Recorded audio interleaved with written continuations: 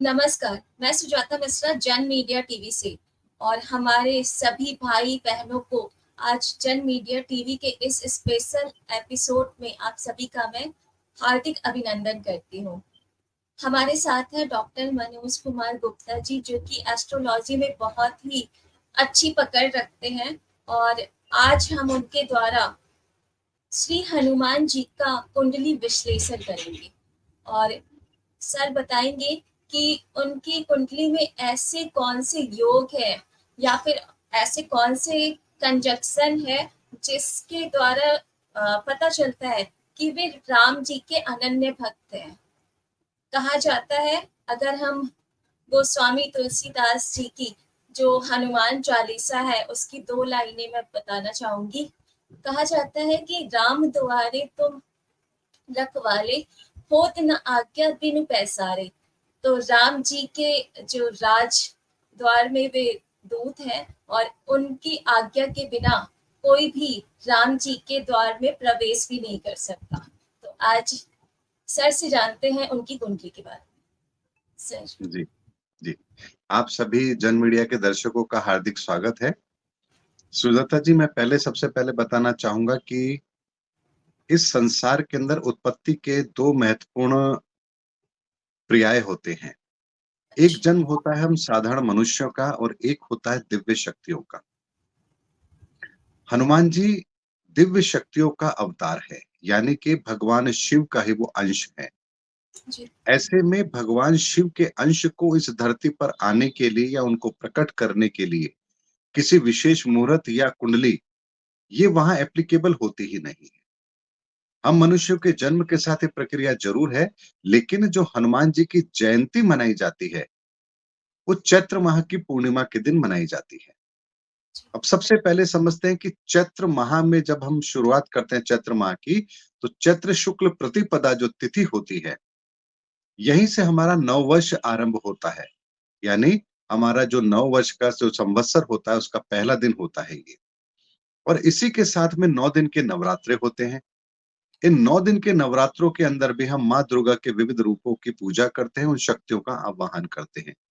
ऐसे में इस धरती के निर्माण के साथ ही चैत्र शुक्ल प्रतिपदा से लेकर के पूर्णिमा तिथि तक इन 15 दिन के पक्ष के अंदर इस धरती पर जितनी भी शक्तियों की आवश्यकता होती है, उनके अवतरण की व्यवस्था यहाँ पर ज़रूर की जाती है।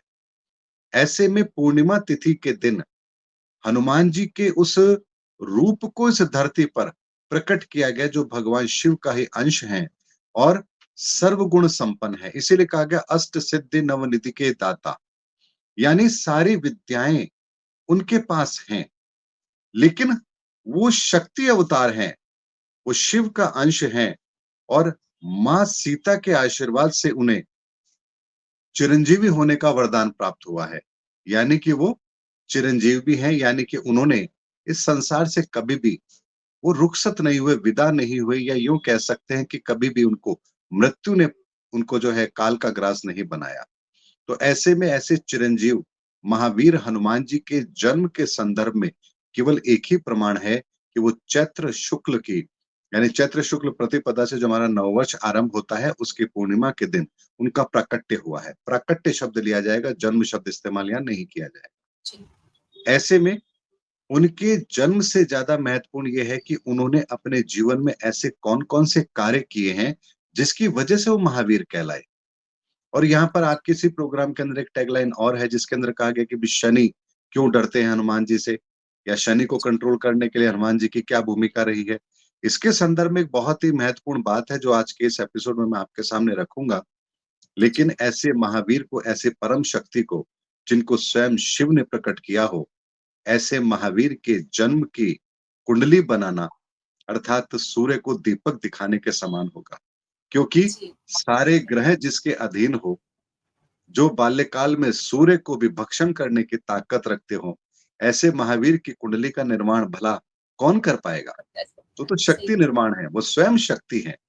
लेकिन ग्रह निर्माण के अंदर, या हम ये कहते हैं कुंडली निर्माण के अंदर, कहाँ उनकी क्या महत्वपूर्ण भूमिका है, संदर्भ में हम आगे बात करेंगे। और अगर आपकी आज्ञा हो तो मैं उस विषय पर आगे बात अपनी आगे रखना चाहूँगा। एक जी, प्रसंग आता है कि हनुमान जी हैं, उनसे शनिदेव बहुत डरते हैं। आखिर ये क्या है? क्यों है? आपको पता होगा रावण भी बहुत बड़ा विद्वान था। जी, रावण ने भी सारे शास्त्रों का अध्ययन किया हुआ था, बहुत बड़ा ज्योतिषाचार्य थे। रावण संहिता का निर्माण उन्होंने किया था। ऐसे में रावण ने शनि को कंट्रोल किया था या कंट्रोल करने का मतलब यहाँ पर ये होगा कि उन्होंने शनि को किस तरह से नियंत्रण में रखा जा सकता है ताकि शनि वही रिजल्ट देने के लिए बाध्य हो जो वो चाहते हैं। तो प्रतीक रूप में उसने क्या कर रखा था रावण ने, शनि का एक पुतला बना करके उसे अपने पाँव के नीचे अपने सिंहासन के पास जहाँ रखता था और उसके ऊपर पाँव रख के बैठता था और यहाँ से एक दंत कथा आरंभ होती कि शनि को जो है रावण ने बांध के रखा था, अपने सिंहासन से बांध के रखा था। हालाँकि शनि तो एक एनर्जी है, उनको कौन बांध के रख सकता है? लेकिन यहाँ पर प्रतीक रूप में रावण चूँकि ज्योतिष का ज्ञाता था और देखिए ज्योतिष का ज्ञान जिसको है, ज्योतिष के भेद जो जानता है, वो इस प्रकृति में बहुत बड़े बदलाव करने की ताकत भी रखता है। और इसीलिए रावण भी बहुत बड़ा ताकतवर इंसान था, क्योंकि वो जानता था किस ग्रहों की एनर्जी को किस तरह से यूज़ करके अपने लिए फ़ायदे में लाया जा सकता है। तो यहाँ पर उसने शनि को यहाँ पर अपने कंट्रोल में किया हुआ था। ऐसे में जब हनुमान जी लंका के अंदर जाते हैं और लंका में जाकर के जब वो माता की तकलीफ को देखते हैं, वहाँ से वो जब रावण के दरबार में जाते हैं, तो वहाँ जब वो शनि की हालत को देखते हैं, तो यहाँ वो शनि को मुक्त भी कराते हैं रावण से। और यहाँ वो शनि को ये कहते हैं कि आपने इतना विलंब कैसे किया? क्या आपको ये नहीं दिखता कि भगवान राम के ऊपर कितनी पीड़ा आई हुई है? माता सीता पर कितनी पीड़ा आई हुई है? आपका कार्य न्यायाधीश का है, न्याय करना है, तो आप अपने कार्य में इतना विलंब कर कैसे रहे हैं? आप इतना विलंब कर कैसे कर सकते हैं प्रभु के कार्य के अंदर? तो शनि यहाँ पर एक उलाहना कह लीजिए या एक कारण बताते हैं, जैसे अक्सर लोग अपनी गलती छुपाने के लिए करते हैं। शनि कहते हैं, "भई मेरी चाल तो धीरे है, मैं तो शनै-शनै काम करता हूँ, तो मैं समय का इंतज़ार कर रहा था कि इसके रावण के पाप का घड़ा कब भरता है, कब मैं इसको उसके कर्मों का दंड दूँ।" तो यहाँ पर हनुमान जी उन्हें, शनिदेव को ये कहते हैं कि आपने जो देरी की है इसकी वजह से राम के कार्य में कितना विलंब हुआ है, इसका आपको अंदाजा है? आपके शनै-शनै कार्य करने के चक्कर में यहाँ माता सीता को कितनी तकलीफ हो रही है, राम कितने तकलीफ में है, उनको क्या कष्ट हो रहा है, कितना कष्ट हो रहा है, आपको इसका अंदाजा नहीं है। यहाँ से एक नई परंपरा की शुरुआत होती है कि फिर यहाँ शनि को जब उनके कर्तव्य के बोध के लिए उनको जागृत किया जाता है, उनको बताया जाता है कि आपका ये जो धीरे गति से काम करने का तरीका ये ठीक नहीं है। इस संसार के अंदर बहुत सारे ऐसे जो जिसे कहते हैं न्याय है जिसकी स्थापना में विलंब करेगा। तो फिर यहाँ पर शनि वहाँ से एक नई प्रक्रिया को शुरू करते हैं और शनि कहते हैं कि मैं स्वयं कार्य ना करके, मैं जिस घर में होऊँगा, जिस राशि में होऊँगा, वहाँ के जो स्वामी होंगे उसके द्वारा भी मैं अपने कार्य कराने की कोशिश करूँगा या प्रयास करूँगा या कह लीजिए कि उस कार्य को उनसे संपन्न कराऊँगा। क्योंकि वो तो लगभग 30 वर्ष के अंदर उनका एक चक्कर पूरा होता है राशि के अंदर। 2.5 साल एक राशि में रहते हैं। तब अब मान लीजिए कि 30 वर्ष के पश्चात वो उस राशि में आएँगे, 30 वर्ष में तो दुनिया में न जाने कितना कुछ हो चुका होगा। तो जी, यहाँ पर शनि अपनी एक राशि में जैसे मेष राशि में जाएँगे, तो अब वो मंगल के अधीन हो गए हैं। तो शनि के कार्य को अब मंगल भी पूरा कर सकते हैं। वृषभ में जाएँगे तो शनि अपने कार्य को शुक्र से पूरा करा देंगे। मिथुन में जाएँगे तो वो बुध से अपने कार्य को पूरा कराएँगे। कर्क में जाएँगे तो चंद्रमा से पूरा कराएँगे। इस तरह से शनि अपने इस पूरे टेन्योर के अंदर 30 साल के अंदर हर 2.5 साल एक-एक राशि में रुक करके इस संसार के कार्यों को गति देने का कार्य करते हैं। और ये कार्य हनुमान जी ने शनि को उनकी शक्ति का बोध करा के करवाया था। इसीलिए शनि जो हैं, वो हनुमान जी की इज़्ज़त करते हैं, आदर करते हैं, उनका सम्मान करते हैं। इसीलिए कहा जाता है कि दंत कथा जो बनी है कि भई शनि डरता है, डरता नहीं है, वो आदर करते हैं क्योंकि उन्हीं के कारण से शनि को ये कार्य करने के लिए बाध्य होना पड़ा। और यही कारण है कि शनि जिस राशि में होता है, उस राशि से एक राशि पहले और एक राशि बाद को हम शनि की साढ़े सती कहते हैं। यानी कि इस समय पर आपको आपके कर्मों का दंड स्वयं शनि देते हैं। यानी शनि जब जिस राशि में आते हैं, तो वहाँ से वो व्यवस्था बनाना शुरू कर देते हैं क्योंकि 30 साल में आएँगे। फिर उस राशि के अंदर आते हैं तो वहां आपके कर्मों का हिसाब-किताब आपको उसको दंड देने का कार्य करेंगे। उससे जब वो एक राशि आगे तक निकलेंगे, यहाँ 7.5 की एक प्रक्रिया होती है, जो 30 वर्षों के अंदर जिस-जिस राशि के अंदर वो गए, उनके द्वारा जो-जो परिवर्तन आपके जीवन में आने चाहिए थे, उन्होंने वो करवाए और लास्ट में वो जो 7.5 साल होते हैं, इसमें स्वयं शनि बैठ करके उन राशियों के अंदर आपके जीवन के अंदर परिवर्तन लाने का कार्य करते हैं। तो ये ज्योतिष का एक ऐसा सूत्र है, जो रावण के द्वारा जब शनि को बंधक बनाया गया, वहां से हनुमान जी ने एक ऐसी प्रक्रिया का शुभारंभ किया, जहां से इस जन कल्याण के लिए, यानी कि जन कल्याण के लिए शनिदेव अब 30 साल नहीं, बल्कि हर 2.5 साल के एक-एक टेन्योर के अंदर व्यक्ति को उसके कर्मों का हिसाब-किताब इनडायरेक्टली जिस राशि में है, उस राशि के स्वामी के द्वारा आपको देने की कोशिश करते हैं। ये उनकी एक प्रक्रिया है जो इस समय पर संसार में चल रही है। इसीलिए शनि के न्याय का पहिया हमारे जीवन में सदैव कायम रहता है। हमारे जीवन में ऐसा कोई समय आता ही नहीं है, जब शनि का कोई प्रभाव हम पर ना हो। और इसीलिए कहा जाता है कि अगर शनि के प्रभाव से आपको बचना है, तो हनुमान जी की पूजा करो। क्यों? कि हनुमान जी की बड़ी इज़्ज़त करते हैं शनिदेव। ये दंत कथाओं के माध्यम से जो चीज़ें हमारे सामने रखी जाती है, ये किसी चीज़ को समझाने के लिए होती हैं, कि कौन-सी एनर्जी किस एनर्जी को कंट्रोल करती है, किस एनर्जी के साथ किस एनर्जी का कॉम्बिनेशन है।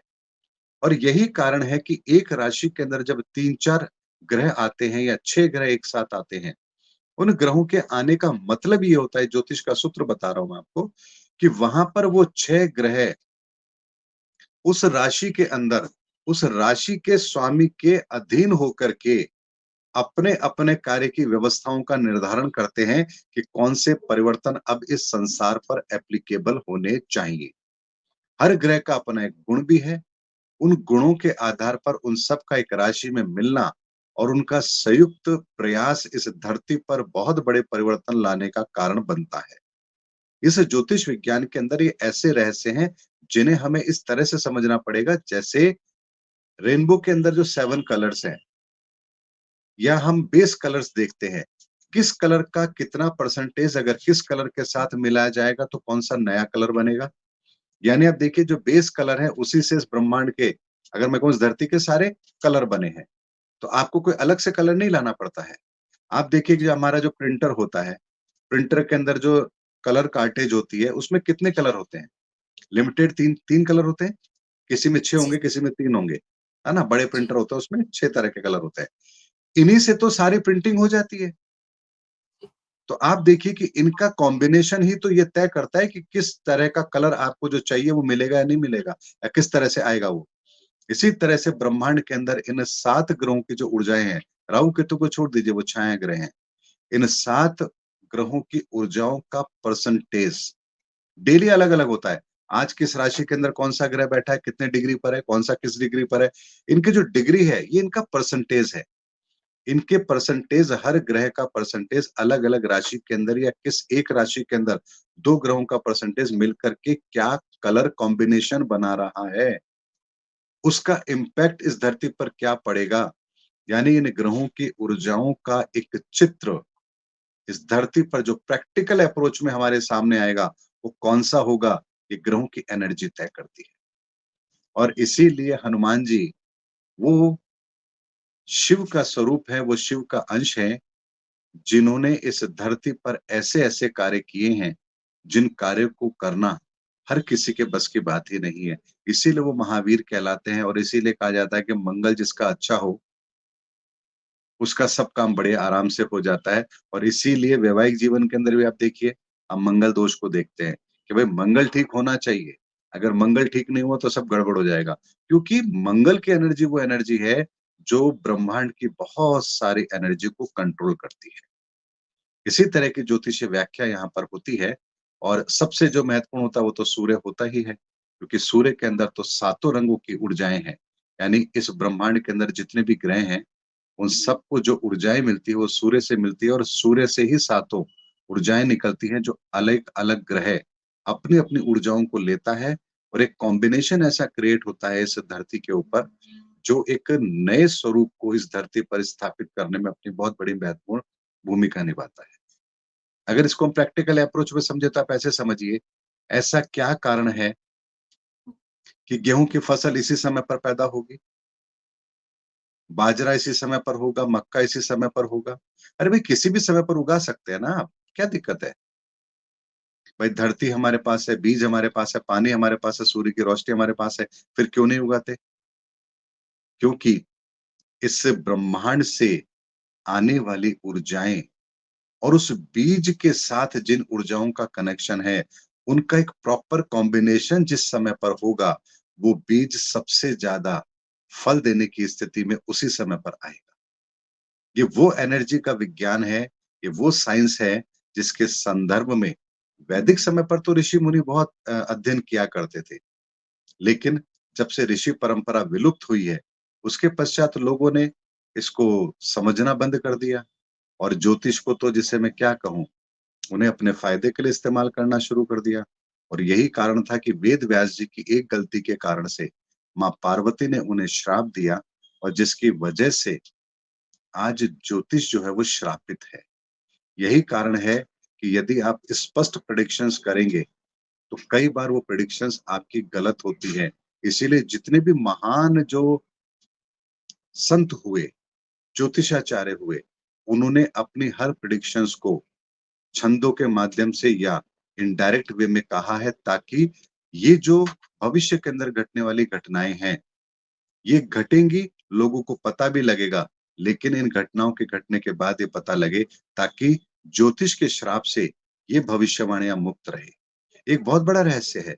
इसीलिए स्पष्ट तौर पर जो ज्योतिषीय भविष्यवाणियाँ की जाती हैं, वो हमेशा असफल होने की या गलत साबित होने की संभावना बनती है क्योंकि वहाँ पर कहीं न कहीं व्यक्ति का उद्देश्य क्या होता है? अरे! मैं भविष्यवाणी कर रहा हूँ तो लोग कहेंगे देखो कितनी बड़ी भविष्यवाणी की है इन्होंने तो।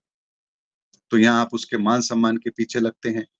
तो ज्योतिष विद्या जो है, वो एक ऐसी विद्या है जो मान-सम्मान इन सब से बहुत परे है। और इन भावनाओं के साथ इस संसार में इस समय पर ऐसा कौन एस्ट्रोलॉजर है जो काम कर रहा होगा? हर व्यक्ति को नेम चाहिए, फेम चाहिए, पैसा चाहिए, लोग उनके आगे झुकें, सबकी कामना तो ये रहती है।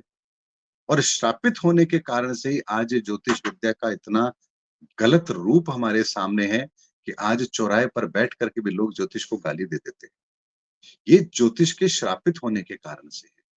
लेकिन धर्म युग का समय आरंभ हो रहा है, जो ज्योतिष भी धर्म युग में अगर प्रवेश करेगी, तो सनातन स्वरूप के साथ ही करेगी। वर्तमान का ज्योतिष का स्वरूप धर्म युग में प्रवेश कर ही नहीं सकता, ये बात निश्चित है। जब एक आम इंसान नहीं कर सकता, प्रकृति की कोई चीज़ बिना सनातन से जुड़े जब धर्म युग में प्रवेश नहीं कर सकती, तो आप सोचिए ज्योतिष कैसे कर सकती है? इसीलिए बहुत बड़ा परिवर्तन जो इस संसार में इस समय पर हो रहा है, वो आमूल-चूल परिवर्तन जिसे कहते हैं ना, वो हो रहा है। टॉप टू बॉटम हर चीज़ बदलेगी, हर चीज़। धार्मिक शास्त्र ग्रंथ, हमारे धर्म, हमारी मान्यताएँ, ज्योतिष, ज्ञान, विज्ञान, हर चीज़ के अंदर एक बहुत बड़ा परिवर्तन आएगा। वो परिवर्तन होगा जो बिल्कुल सही होगा, सनातन के साथ जुड़ा होगा और जिस परिवर्तन को आने वाले लगभग 20,000 वर्षों तक ये दुनिया फ़ॉलो करेगी। इसीलिए आज का जब आपका ये टॉपिक था हनुमान जी के संदर्भ में, तो मुझे लगा जी, था कि इस पर बहुत सी ऐसी बातें हम जनता के सामने रख सकते हैं, हमारे दर्शकों के सामने रख सकते हैं, जो कहीं उन्हें देखने पढ़ने को नहीं मिलेगी लेकिन ये सत्य है। और सत्य हमेशा आप ये ध्यान रखिए, सत्य हमेशा अपने प्रमाण को प्रकट करने के लिए उसको अपने आप को सत्य को प्रकट करने के लिए किसी माध्यम की आवश्यकता नहीं होती है। कभी भी जी। आवश्यकता नहीं होती है। क्योंकि इसीलिए आपको एक उदाहरण और मैं बताता हूँ। ऐसा क्या कारण है कि महात्मा बुद्ध के लिए कहा जाता है कि उनको अंतर में ज्ञान हुआ? गुरु नानक देव के लिए कहा जाता है। इस्लाम के अंदर कहा जाता है मोहम्मद साहब को कि उनको जो कुरान थी, कुरान की आयतें थी, वो आसमान से उतरी थी। आसमान से मतलब आसमान से नहीं, ये हमारा जो सहस्त्रार चक्र होता है यानी अंतर में उतरी थी। तो ऐसा क्या है कि जितना भी ज्ञान आज तक इस धरती पर उतरा है, वो आपके भीतर उतरा है। ऐसा क्या कारण है? क्योंकि सत्य सदैव सत्य होता है और सत्य जो व्यक्ति सनातन के साथ जुड़ेगा, उसके भीतर सत्य का प्रकट होना कोई बड़ी बात नहीं है। ये होगा ही होगा। इसीलिए बाहर आप कुछ गलत लिख सकते हैं, मिलावट कर सकते हैं, लेकिन जो सत्य भीतर उतरेगा, उसमें मिलावट कौन कर सकता है? कोई नहीं कर सकता।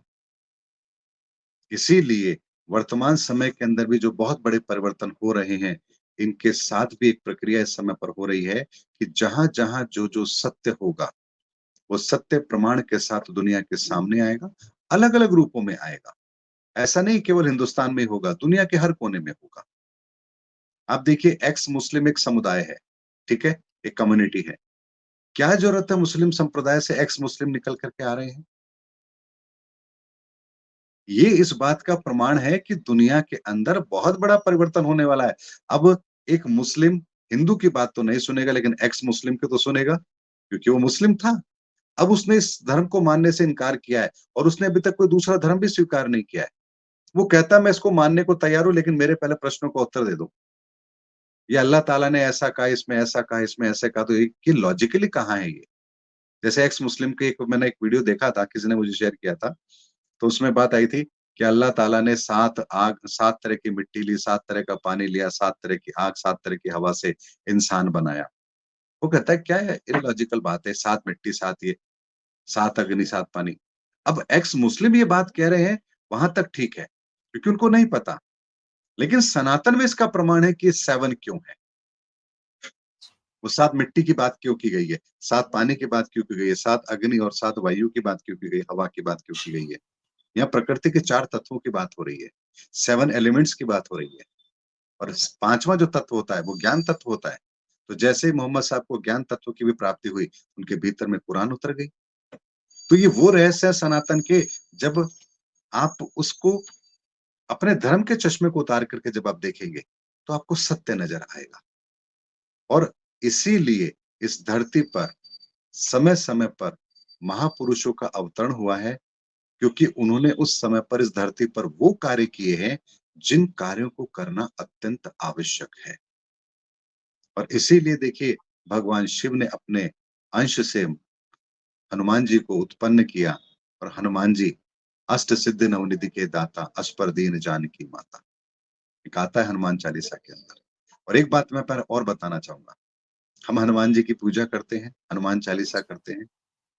अगर वास्तव में हमें हनुमान जी की कृपा चाहिए, तो एक कार्य हमें हमेशा पहले करना चाहिए। हनुमान जी की पूजा से पहले भगवान राम को प्रणाम करके उनकी पूजा करनी चाहिए, फिर हनुमान जी की पूजा करनी चाहिए। हनुमान जी को एक कभी भी पसंद नहीं है कि लोग उनकी पूजा करें। हनुमान जी उनको पसंद करते हैं जो भगवान राम की पूजा करते हैं।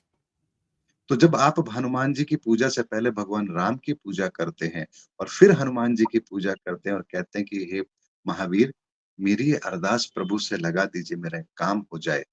तो यहाँ फिर हनुमान जी उसके कार्य को करने के लिए पहले सबसे पहले राम तक वो अर्जी लगाते हैं, वो संदेश पहुँचाते हैं कि हे प्रभु, आप ही का भक्त है जो आपसे कुछ चाहता है।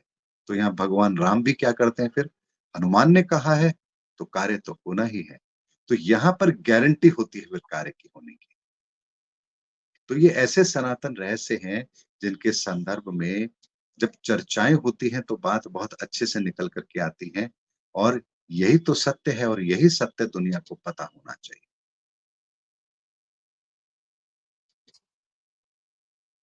जी, जैसे आपने बताया कि 2.5 साल एक आगे रहते हैं और फिर 7.5 साल और फिर एक पीछे भी 2.5 साल रहते हैं राशियों में। तो ये जो जी, क्रम चलता है, जैसे अभी की बात करें तो अभी कुंभ राशि में चल रहा है, जहाँ तक मुझे जी, पता है, जी, जी, जी, साढ़े जी, सात जी, साल का। जी, तो जी, मतलब इसका कैसे देखा जाता है? मतलब जैसे आपने कहा कि शनि दंड देते हैं। अगर कोई जी। जातक है वो बहुत ही अच्छे कार्य कर रहा है और इसके पास उसके ऊपर अगर शनि की 7.5 चल रही है, तो मतलब 2.5 साल में उसे फल मिलेगा या फिर 7.5 साल में ही मिल जाएगा? मतलब इसमें देखिए कैसे क्या करते हैं? देखिए, जैसे समय कुंभ राशि के अंदर शनि है, तो कुंभ राशि से पहले मकर राशि, जी, और तो बाद में भी। 2000 जी, है ना? तो 2020 का समय जैसे ही आया और जैसे ही शनि ने मकर राशि में प्रवेश किया, तो यहाँ पर कुंभ राशि के जो लोग थे, उनको शनि की साढ़ेसती आरंभ हो गई। जी, अब यहाँ पर शनि ने मकर राशि के अंदर काम किया। मकर राशि उसकी अपनी राशि है, तो जी, 2020 से लेकर के 2023 के मध्य में उन्होंने दुनिया के अंदर जितने भी सुधार लाने थे, सारे सुधार लाने का काम किया। कोविड भी उसी समय पर आया, सब कुछ उसी समय पर हुआ। जी, फिर अब वो जब कुंभ राशि में आए, तो जो उन्होंने दंड दिया मकर राशि वालों को, कहा कि तुम्हारे कर्मों की सजा थी, मैंने तुम्हें दे दी, अब इसमें सुधार कर लो। मैं अभी अगली राशि में हूँ और मैं देख रहा हूँ पीछे कि तुम इस काम को कर पा रहे हो कि नहीं कर पा रहे हो। अब यहाँ पर जब कुंभ राशि में आते हैं, तो कुंभ राशि वालों को दंड देने का कार्य कर रहे हैं उनके कर्मों के आधार पर। और मीन राशि वालों के लिए संकेत है कि भैया अब तुम्हारा नंबर आने वाला है। अब यहाँ पर जब कुंभ राशि में करेंगे और 30 मार्च 2025 को जब वो मीन राशि में चले जाएंगे, तब मकर वाले जो राशि वाले लोग हैं, उनके कर्मों का सारा हिसाब किताब बराबर हो चुका होगा और 30 साल के बाद अब उनका नंबर आएगा। अब यहाँ पर कुंभ राशि वाले हैं, उनका काम पूरा हो जाएगा, उनको कहा जाएगा अब तुम सुधर जाओ, अब मैं मीन राशि वालों पर काम कर रहा हूँ। इस तरह से शनि एक-एक राशि में काम करते हुए चलते हैं। ये प्रक्रिया चलती है इस तरह से। और इतना और समझिए, ज़रूरी नहीं है कि आपको शनि की साढ़े सती चल रही है तो आपके लिए खराब समय होगा, बिल्कुल भी नहीं। यदि आप ईमानदारी से काम कर रहे हैं और कोई गलती भी हुई है और आप शनि की साढ़े सती में अगर भगवान शनि से माफ़ी माँगते हैं कि मैं अपने गुनाहों की माफ़ी माँगता हूँ, मेरे साथ न्याय हो, जो मैंने अपराध किया उसका दंड मैं भुगतने को तैयार हूँ। तो यहाँ पर शनि उनको बख्शते भी हैं, रहम भी करते हैं, उनको क्षमा भी करते हैं। कि शनि न्यायप्रिय हैं वो किसी को दंड देना उनका एकमात्र उद्देश्य नहीं है, लोगों को सुधारना उनका एकमात्र उद्देश्य है। और इसीलिए देखिए, हम कहते हैं जब बालक जन्म लेता है वहाँ से 30 वर्ष की आयु का सेगमेंट एक सेगमेंट कहलाता है, 0 से लेकर के 30 तक का। हम उसको कह सकते हैं बचपन आ गया, हमारी जवानी आ गई और जो कुछ भी होना है सारा सब कुछ उसमें होता है। ये 30 साल का समय शनि का पहला टेन्योर है आपके जीवन का। 30 साल की उम्र के बाद में आपके जीवन में बहुत बड़ा परिवर्तन आता है। अब 30 साल से लेकर 60 साल की उम्र तक आप अपनी ज़िम्मेदारियों का निर्वहन करते हैं, आपकी शादी, आपके बच्चे, उनका बड़ा होना, उनकी शिक्षा हर कुछ 60 साल तक चलती है। ये शनि का दूसरा टेन्योर है शनि के साढ़े साती का और 60 से 90 के अंदर शनि का तीसरा टेन्योर है। इस तरह से एक व्यक्ति अगर 90 वर्ष जी रहा है, तो उसे 90 वर्ष की आयु के अंदर शनि के 3 टेन्योर देखने को ज़रूर मिलेंगे। और इसीलिए हमारे जीवन के अंदर 3 अवस्थाएँ होती हैं। हमने कहा ना कहते हैं बचपन, जवानी और बुढ़ापा। तो 3 ही जी, क्यों हैं? ये 3 इसीलिए है क्योंकि शनि हमारे जीवन में 3 बार बहुत बड़े परिवर्तन लेकर के आता है। हमारे बचपन में भी लाता है, हमारी जवानी में भी लाता है और हमारे बुढ़ापे में भी लाता है और तीनों के साथ न्याय करता है। आपने बचपन में अगर अपने बचपन के साथ आपने छेड़-छाड़ की है, खिलवाड़ किया है, तो आपकी जवानी का खराब होना निश्चित है। आपकी जवानी में आपने अगर कुकर्म किए हैं, तो आपका बुढ़ापा खराब होना निश्चित है। ऐसा नहीं हो सकता कि आप बचपन आपका जो है आप उसके साथ गलती ना करें और आपकी जवानी अच्छी हो जाए, ऐसा नहीं हो सकता। इसीलिए ये ऐसा मैकेनिज़्म है ऊपर वाले का, जो इतना शानदार तरीके से काम करता है। अगर इसको हम सनातन के चश्मे से जब देखेंगे, तो हमें प्रकृति का वो ज्ञान और विज्ञान और उसके नियम, ये सब कुछ बहुत आसानी से समझ में आएँगे। जैसे मैं आपसे एक बात कहता हूँ, जी, भारत सरकार का कानून, आप रोड पे चल रहे हैं, मैं आपसे कहूँ बताइए आपके भारत का कानून यहाँ पर कहाँ चल रहा है आपके साथ? कहाँ लागू है? मुझे बताइए। आप चल रहे हैं सड़क पर, कौन-सा कानून आपके साथ चल रहा है बताइए? लेकिन एक अदृश्य कानून आपके साथ हमेशा फ़ॉलो करता है। आपको कोई अगर मान लीजिए वहाँ पर आपके साथ कोई अत्याचार होता है, तुरंत 4 लोग आपके पक्ष में आएँगे, वहीं पर कोई पुलिस को बुलाएगा। अब आप देखिए जैसे ही आपके साथ कुछ गलत होता है, अपने आप वो कानून एक्टिवेट हो जाता है। आपको जी, बुलाना नहीं पड़ता, अपने आप एक्टिवेट होता है। इसी तरह से इन ग्रहों की ऊर्जाएँ भी हमारे साथ हमेशा कनेक्टेड रहती हैं। आप कहेंगे मैं तो अभी कमरे में बैठा हूँ, अभी कौन-सा शनि मेरे को परेशान करेगा? शनि कहाँ है? अरे भई उसकी ऊर्जा कण-कण में व्याप्त है उस परमात्मा की। परमात्मा मतलब परमात्मा ने अपने स्वरूप को इन 7 ग्रहों की ऊर्जाओं के रूप में संसार में स्थापित किया है और इनकी ऊर्जाएँ हर वक़्त आपके साथ कनेक्टेड हैं। तो ये ऊर्जाएँ आपके हर कर्म के साथ में कनेक्टेड है। कि आप जैसे ही कोई कर्म करेंगे, आपके भीतर भी एक ऊर्जा पैदा होती है कर्म के साथ ही। वो जैसे ही आप कर्म करेंगे इस ब्रह्मांड की उसी तरह की ऊर्जा के साथ वो ऑटोमेटिक कनेक्ट हो जाता है। एक ऐसा लेखा-जोखा है जिसको रखने के लिए किसी कंप्यूटर की ज़रूरत नहीं है। आपके साथ जुड़ा हुआ है वो। और यहीं पर जब आप इन प्रक्रियाओं को करते हैं, कहीं भी छुप करके बैठ के भी कोई काम करेंगे, आप ब्रह्मांड की किसी न किसी ऊर्जा के साथ कनेक्ट ज़रूर होंगे और वही कनेक्शन ब्रह्मांड की ऊर्जाओं का आपके कर्मों का हिसाब-किताब रखता है। और जैसे आप वो कर्म करते हैं, अपने आप चीज़ें एक्टिवेट हो जाती हैं। अपने आप एक्टिवेट हो जाएँगी। आप अच्छा सोचना शुरू करें, आप कुछ बड़ा इस संसार के लिए करना शुरू करें।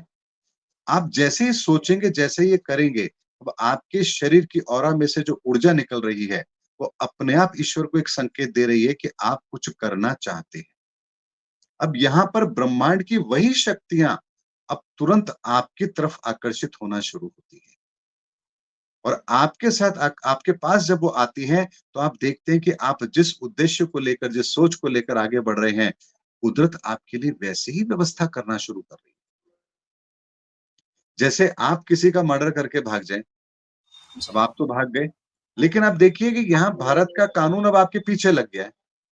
आप कहीं भी बैठे, कोई अचानक से पुलिस वाला आपके पास से भी गुजरेगा, आप डर जाएँगे, यार कहीं मेरे को तो पकड़ने नहीं आ रहा। अब आपके शरीर से हर वक़्त एक भय की ऊर्जा निकल रही है। ये जी, ऊर्जा ब्रह्मांड के अंदर उस न्याय की ऊर्जा को आपकी तरफ आकर्षित कर रही है। आप कहीं भी चले जाइए, आप बच नहीं सकते, चाहे कितने वर्ष तक आप भागते रहें। तो हर वक़्त आपके पीछे एक दूसरी ऊर्जा, जिसको आपने स्वयं ने आमंत्रित किया है, वो अब आपका पीछा कर रही है। अब आपके आस-पास वैसी ही व्यवस्था होना आरंभ हो जाएगी, जिससे आपको उसके कर्मों का दंड मिले। जैसे ही कहीं पर आपको रोक लिया गया, ज़रा-सी कोई बात हुई, वो कहेगा, "कौन हो तुम भई?" अब आप यहाँ बता नहीं सकते मैं कौन हूँ। वो कहेगा, "तुमने मेरा नुकसान किया, चल थाने।" अब आप थाने नहीं जा सकते क्योंकि थाने जाओगे, पूछताछ होगी, पकड़ में आ जाओगे। अब आप देखिए हर जगह पर आपने अपनी उस नकारात्मक ऊर्जा के कारण से एक ऐसा माहौल क्रिएट कर दिया कि अब आप बच के जाना चाहोगे, तो सामने वाला क्या सोचेगा, ज़रूर दाल में कुछ काला है, इसको पकड़ो। ये भाग क्यों रहा है? तो आप देखिए कि एक ऊर्जा जो आपने उत्पन्न की है, आपकी ऑरा के अंदर कनेक्ट हुई है, उसने ब्रह्मांड की कितनी ऊर्जाओं को आपके साथ लगा दिया। ऐसे ही सकारात्मक हमारे जो विचार होते हैं, ये भी एक ऐसी ऊर्जा क्रिएट करते हैं, जो हमारे आस-पास की उन बाकी की सकारात्मक ऊर्जाओं को आपकी तरफ आकर्षित करती है और फिर आप देखते हैं कि आपका काम बहुत आसानी से होना आरंभ हो गया है। इसीलिए हमें अपने जीवन के अंदर हमेशा सकारात्मक ऊर्जा के साथ काम करना चाहिए। हनुमान जी इतने बलशाली क्यों कहलाते हैं? महावीर क्यों कहलाते हैं? राम काज करिबे को आतुर, वो हमेशा एक ही काम है उनको, मुझे तो भगवान राम का काम करना है। राम काज करिबे को आतुर। अब जब राम काज करिबे को आतुर हैं वो, तो कौन-सी ऊर्जा उनके आस-पास होगी बताइए? भगवान राम की। भगवान राम की तो ऊर्जा उनके आस-पास होगी। तो ब्रह्मांड की सारी पॉजिटिव एनर्जी हनुमान जी के आस-पास रहती है हमेशा, क्योंकि वो हमेशा एक ही काम के लिए आतुर रहते हैं कि मुझे तो प्रभु राम का काम करना है। तो यहाँ उनकी सोच और उनकी सोच में जो उत्पन्न उनकी भावना है, वो यहाँ पर उन्हें इस ब्रह्मांड की सारी सकारात्मक ऊर्जाओं के साथ जोड़ देती है। और इसीलिए अष्ट सिद्धि नवनिधि उनके पास थी। ऐसा नहीं कि अष्ट सिद्धि नवनिधि अगर किसी को मिल जाए तो हमेशा उसके पास रहेगी। अगर आप उसका दुरुपयोग करना शुरू करेंगे तो आपके पास से चली जाएगी। लेकिन हनुमान जी ने कभी इन चीज़ों का दुरुपयोग किया ही नहीं। जी, मायावी थे, तो रावण के साथ मुकाबला किया उन्होंने, लंका में गए, तो उसकी हर मायावी विद्या का तोड़ उन्हें पता था। आपको पता है, जी, हनुमान जी को लंका में प्रवेश करने के लिए कितने दिन लगे? इस किनारे से उस किनारे तक वो 1 दिन में पहुँच गए। जी, लेकिन उस किनारे पर पहुँचकर लंका में माता सीता तक जाने में जितने भी मायावी पहरे थे रावण के, उन सबको तोड़ने में उनको 40 दिन का समय लगा। अच्छा। तो 40 से दिन का जो 40 समय लगा है, जी, मतलब 40 दिन का कुछ ऐसा कुछ सीक्रेट है या फिर मतलब ऐसे 40 दिन क्यों जी। लगा था तो उनको? जो 40 दिन का समय उन्हें लगा है, ये लंका में प्रवेश करने से लेकर माता सीता तक जाने तक, उन्हें 40 दिन का समय लगा है एक-एक जो जो मायावी पहरा था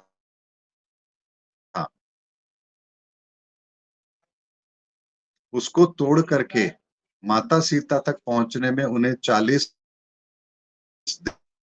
दिन का समय लगा और यहीं से चालीसा जो होती है, अच्छा, ये जो 40 चीज़ है चालीसा यहाँ से निकली है। अच्छा, और इसी गज अगर विषय यहाँ रखा है कि अगर ये चालीसा करेंगे तो हमारे भी जीवन में जितने भी बंधन हैं, वो सब समाप्त हो जाएँगे। अब देखिए एक छोटी-सी बात आपको बताता हूँ। जब भी कोई ऐसा कार्य होगा जो सनातन से जुड़ा है, धर्म से जुड़ा है, वहाँ पर शैतानी हरकतें ज़रूर होती हैं। आप देखिए हमारे इस प्रोग्राम के बीच में अचानक से कॉल आती है, ठीक है? जबकि ये नंबर किसी के पास नहीं है, ठीक है? ये बड़ा प्राइवेट नंबर है, इससे सिर्फ़ मैं ही कॉल करता हूँ और जिनको कॉल करता हूँ, उनको कहता हूँ कि आपको कभी ये सेव नहीं करना है। ये मेरा आउटगोइंग का नंबर है, जो मैं कंसल्टेंसी के दौरान यूज़ करता हूँ। आप देखिए यहाँ पर कभी कॉल नहीं आती लेकिन इस प्रोग्राम के दौरान कॉल आई है, डिस्टर्बेंस है, थोड़ा-सा इंटरनेट का प्रॉब्लम आया, हो सकता है कुछ बात हमारे बीच की मिसिंग हो जाए। तो इस बात का प्रमाण होता है कि जो कार्य हम करने जा रहे हैं, वो सत्य है, क्योंकि सत्य जब भी अपना कार्य करेगा, नकारात्मक चीज़ें यहाँ पर अपना असर ज़रूर दिखाएँगी। इस बात का प्रमाण होता है। तो अगर हम अपने जीवन में कुछ अच्छा कर रहे हैं, कुछ बड़ा कर रहे हैं, कुछ करने की कोशिश कर रहे हैं और वहाँ यदि व्यवधान आ रहे हैं, तो समझ लीजिए आप सत्य के रास्ते पर हैं। व्यवधान आना हमारे जीवन में इस बात का प्रमाण नहीं है कि हमारी किस्मत खराब है, बल्कि इस बात का प्रमाण है कि आप सत्य के रास्ते पर हैं और आपका जो चयन है मार्ग का, वो बिल्कुल सही है। इसीलिए हमेशा तकलीफों से घबराना नहीं है, बल्कि ये वो सर्टिफ़िकेट है जो आपको दिया जा रहा है कि आप सही रास्ते पर हैं। और सर आप डिग्री की बात कर रहे थे जैसे तो 1 से लेकर 30 डिग्री होते हैं, तो इसको कैसे देखा जाता है? मतलब जैसे अगर किसी में 0 डिग्री है, यानी कि उस प्लैनेट का इफ़ेक्ट उस पे नहीं पड़ेगा या फिर उसकी बाल्यावस्था पे पड़ेगा, ऐसा नहीं, कुछ? देखिए हाँ, जैसे हम अपने अपने जीवन की अवस्थाओं की बात करते हैं, 1 वर्ष का बालक, 2 वर्ष का बालक, 5 वर्ष का, 10 वर्ष का, 20 वर्ष का, 50 साल का। तो हमें देखते हैं कि बच्चा है, उसकी उसकी ताकत कितनी होगी, जवान आदमी है, उसके पास पावर ज़्यादा होती है, बुढ़ापे में उसकी शक्ति थोड़ी कम हो जाती है। इसको समझाने के पॉइंट ऑफ व्यू से कहा जाता है कि कोई भी ग्रह यदि किसी राशि में प्रवेश कर रहा है, 0 डिग्री है, तो इसका मतलब है कि उसका प्रभाव अभी इस राशि पर पड़ना ही आरंभ हुआ है। इसका मतलब ये नहीं कि वो कमज़ोर है, आपको फल नहीं देगा, वो देगा आपको, वो आपको देगा। देगा या नहीं देगा इस चीज़ का पता लगाने के लिए मान लीजिए कोई ग्रह 0 डिग्री है, आप कहेंगे अरे ये तो 1 डिग्री है, अरे तो बहुत कमज़ोर है, नहीं। षडबल में देखिए कि वो किस राशि में प्रवेश करने पर उसको कितने वहाँ पर षडवाष्टक वर्ग के अंदर कितने अंक मिले हुए हैं। वहाँ अगर उसको 8 अंक मिल रहे हैं, तो यकीन मानिए कि वो 1 डिग्री का होने के बाद भी अपने 100% रिज़ल्ट देगा। कोई 15 डिग्री का है, मान लीजिए कोई मंगल है, मंगल मेष राशि में आता है, 15 डिग्री का है, आप कहेंगे तो बहुत अच्छा पावरफुल है, मेरे को अच्छे रिज़ल्ट देगा। लेकिन षडवाष्टक वर्ग के चार्ट के अंदर देखिए कि मेष राशि के अंदर आपकी कुंडली के अंदर मंगल अगर मेष राशि में है, तो वहाँ उसको कितने अंक मिले हैं? वहाँ यदि उसको 2 अंक मिल रहे हैं, तो भैया वो तो केवल आपको 25% से भी कम रिज़ल्ट देगा। तो इस तरह से उसका बल भी देखा जाएगा। इसीलिए इसके अंदर भी बहुत सारे सेगमेंट्स हैं। तो कोई व्यक्ति सिर्फ़ इतना सोच ले कि अरे मेरा तो 2 डिग्री का है, मेरे को तो इतना सा रिज़ल्ट मिलेगा, ऐसा नहीं है। सूर्य के साथ आने पर कौन-सा ग्रह कितने डिग्री पर आने पर वो अस्त हो जाएगा यानी सूर्य के प्रभाव में आ गया। अब उसका असर बदल जाएगा। किसी राशि के अंदर प्रवेश करा, उस राशि के स्वामी के साथ उसकी क्या स्थिति है, वहाँ उसके रिज़ल्ट बदलेंगे। वो अपनी ही राशि के अंदर है, उसके रिज़ल्ट बदलेंगे। वो नीच राशि में उसके रिज़ल्ट बदलेंगे। उच्च राशि में उसके रिज़ल्ट बदलेंगे। वो 0 डिग्री है लेकिन सर्वाष्टक वर्ग के अंदर अगर हम बात करें, वहाँ पर अगर उसके पॉइंट ज़्यादा है तो उसके रिज़ल्ट बदल जाएँगे। इस तरह से बहुत सारी चीज़ें हैं। किस राशि में आया है तो किसके साथ वो अब वहाँ पर जुड़ा है, यानी कि कौन-सा ग्रह उस राशि में उसके साथ है। उसके आस-पास कौन-सा ग्रह कितने डिग्री के आस-पास है। इन सब बातों का भी अध्ययन होता है, उसके बाद ये तय होता है कि हाँ, ये कुंडली का कॉम्बिनेशन ये पिक्चर बना रहा है।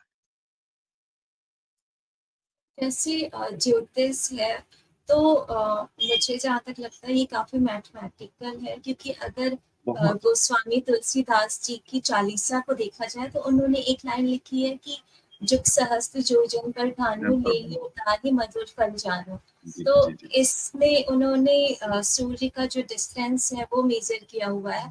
तो क्या जी उन्होंने त्रिकोण में ट्राइग्नोमेट्री का यूज किया है, मतलब ट्रिग्नोमेट्री, हाँ। देखिए, एक मैं आपको बात बताता हूँ। ज्योतिष जो है वो सभी ज्ञान, हर चीज की मदर है, आप ये कह सकते हैं, माँ है, उससे पैदा होती है। क्योंकि ज्योतिष के अंदर सबसे पहले ईश्वर की उत्पत्ति कैसे होती है, बिग बैंग थ्योरी जिसे साइंटिस्ट कहते हैं, यहाँ ज्योतिष उसका सूत्र देता है।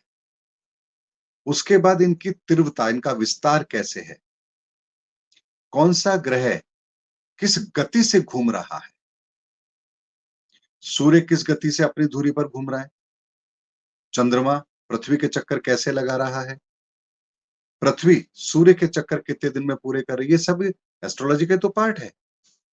तो इन सब चीजों का ज्ञान इस धरती पर बैठे बैठे वैदिक समय पर कैसे इस चीज को देख लिया गया, समझ लिया गया। तो ये ज्योतिष तो वो गणित है जो सबसे पहले इस चीज को बताती है कि इस धरती की उत्पत्ति का रहस्य क्या है। फिर उसके बाद में आप देख लीजिए, हमने आज बात की हनुमान जयंती की, तो क्या समय निकल कर आया, चैत्र माह की पूर्णिमा। अब चैत्र माह की जब हम पूर्णिमा की बात करेंगे तो यहाँ पर दो चीजें तो स्पष्ट होंगी ना, कि पूर्णिमा तिथि है, चैत्र का महीना है, चैत्र का महीना लगभग मार्च एंड और अप्रैल फर्स्ट में आता है। तो इस समय पर सूर्य किस राशि में होगा, क्योंकि 15 मार्च से लेकर के 15 अप्रैल के मध्य में सूर्य की राशि एक ही रहेगी, सूर्य अपना राशि परिवर्तन नहीं करेगा इस दौरान। तो यहाँ पर सूर्य किस राशि में, आपको ये पता लग गया। अब सूर्य इस राशि में है तो चंद्रमा ठीक उसके 180 डिग्री पर होगा, बिल्कुल सामने होगा। तो यहाँ सूर्य और चंद्रमा की दो स्थिति आपको मिल जाती है। फिर बृहस्पति और अगर शनि की स्थिति मिल जाए तो आप ये पता कर सकते हो कि ये कितने समय पहले का गोचर है, कितने वर्ष की आयु होगी। यहाँ पर बहुत सारी चीजें हैं। ये जो ज्योतिष है, ये ज्योतिष जो है, ये इस ब्रह्मांड के समय को ज्ञात करने का माध्यम है। जैसे अगर आपको घड़ी देखनी नहीं आती, मैं आपसे कहता हूँ चलो मान लीजिए आपको घड़ी देखनी नहीं आती, अब आपके लिए क्या क्या प्रॉब्लम है ये बताइए।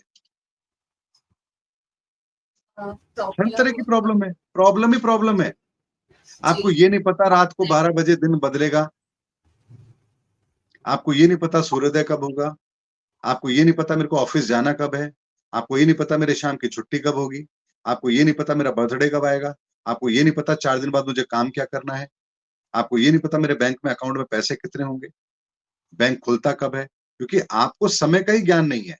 समय का ज्ञान नहीं है इसका मतलब है आपको तो मैथमेटिक्स का एबीसीडी भी नहीं है, मतलब एक से लेकर 9 तक का जो इसे अपन कहते हैं नॉर्मल भाषा में, ये तो बंदा एबीसीडी भी नहीं जानता।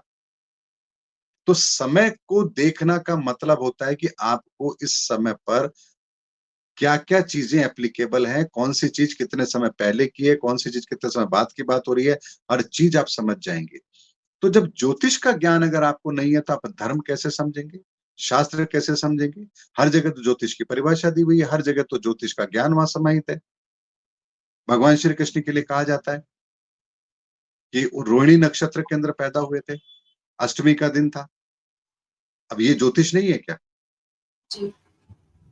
अब आप भगवान श्री कृष्ण का, आप कहते हैं मैं तो भगवान का भक्त हूँ, मैं ज्योतिष को नहीं मानता, तो आपको ये बताएगा कौन कि भगवान श्री कृष्ण का भाई जन्माष्टमी आएगी कब, कौन बताएगा।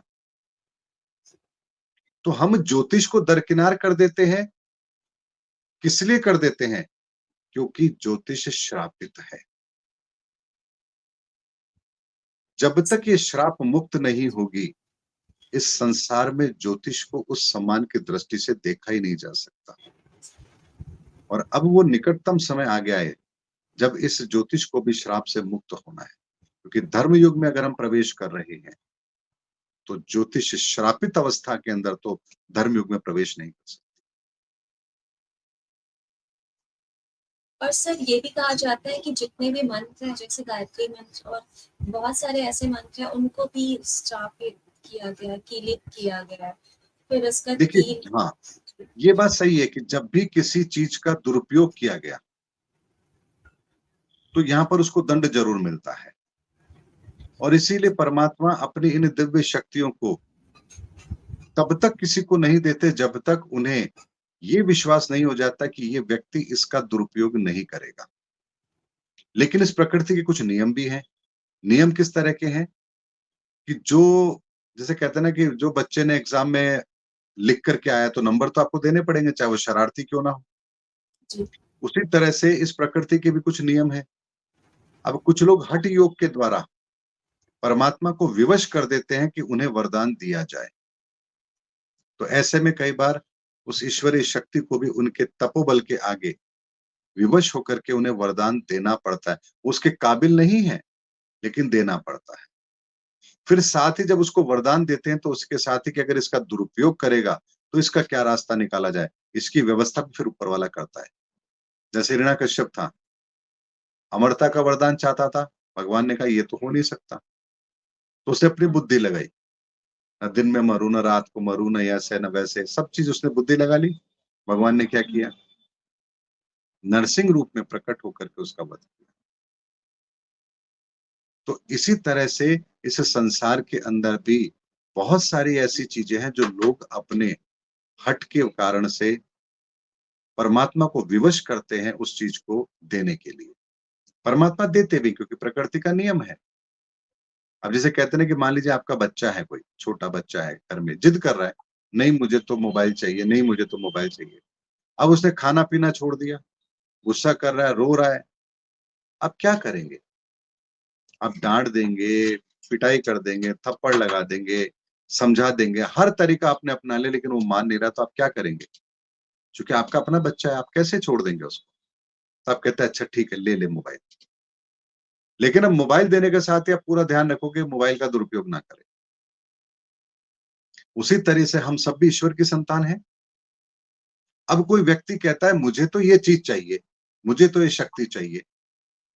अब वो उसके लिए हठ करना शुरू करता है, भूखा रहना शुरू कर दिया, व्रत करना शुरू कर दिया, समाधि ले रहा है, या मान लीजिए एक टांग पे खड़ा हो रहा है, हिमालय में जाके वो कर रहा है, कुछ भी ऐसी स्थिति कर रहा है, तो उसके तपोबल के कारण से इस ब्रह्मांड की कुछ चीजें जब डिस्टर्ब होने लगती हैं, तो यहाँ परमात्मा को विवश होकर के उसे वो वरदान देना पड़ता है।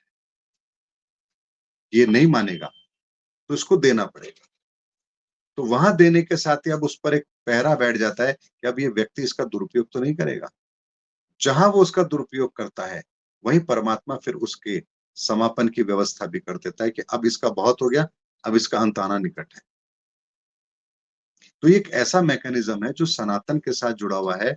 सनातन को समझेंगे तो हमें ज्योतिष समझ आएगी, ज्योतिष समझ आएगी तो धार्मिक शास्त्र ग्रंथ समझ आएंगे, धार्मिक शास्त्र ग्रंथ समझ आएंगे तो ये धरती, इस धरती का ज्ञान, विज्ञान, मानवता का हित कहाँ है, हर चीज समझ में आ जाएगी, हर चीज समझ में आ जाएगी।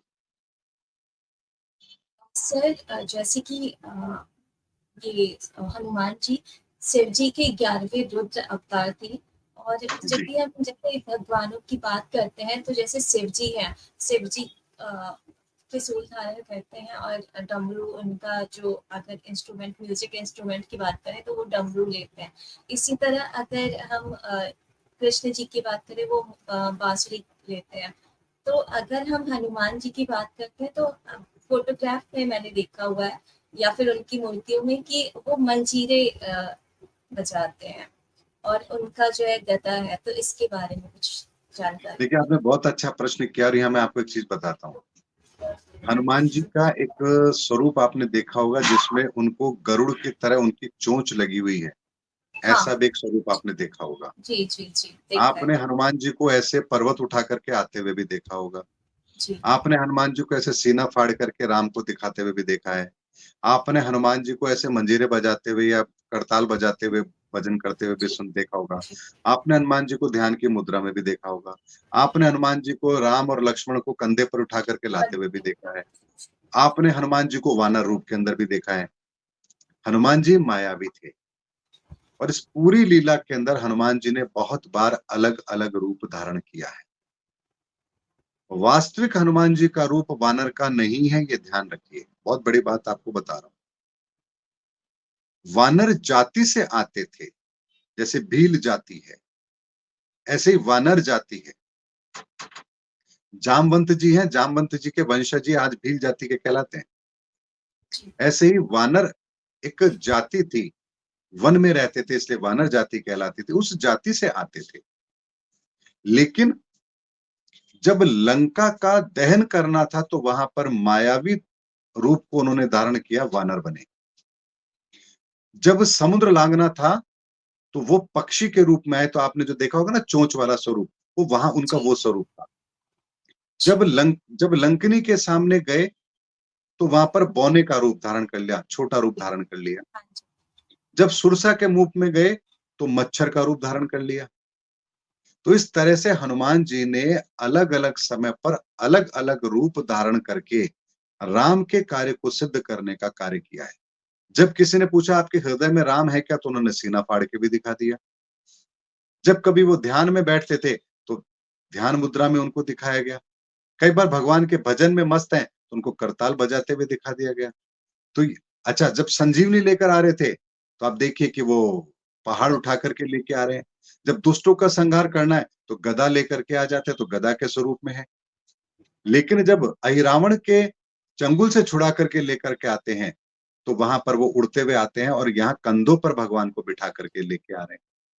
तो हर चित्र, हर स्वरूप हनुमान जी का अपने आप में एक अलग तरह की व्याख्या करता है उनके गुण की। ये उनके गुण हैं, उनकी लीला है, कहाँ उन्होंने कौन-सा कार्य किया, इसके पीछे का भाव है।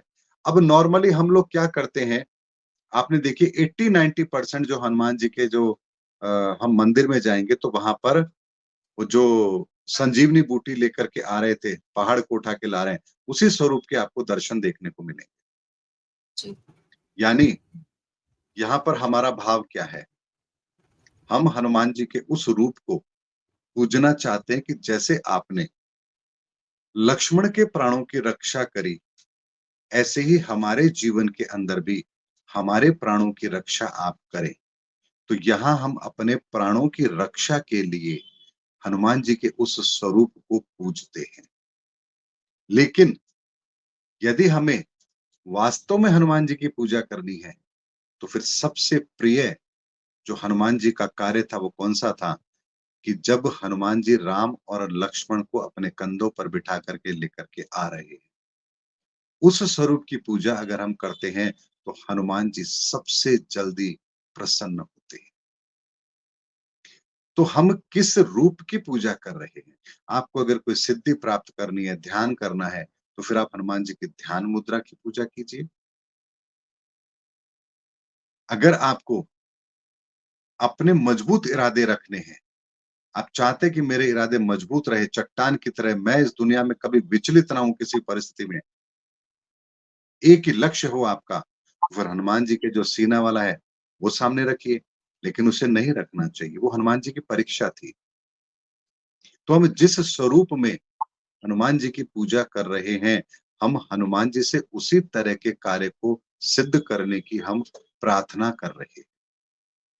इसलिए आपका प्रयोजन कुछ और है और आप कर कुछ और रहे हैं, तो यहाँ पर आप फिर गलत करके आएँगे। आपका साइंस का पेपर है और मैथमेटिक्स आप लिख कर के आ रहे हैं वहाँ पर।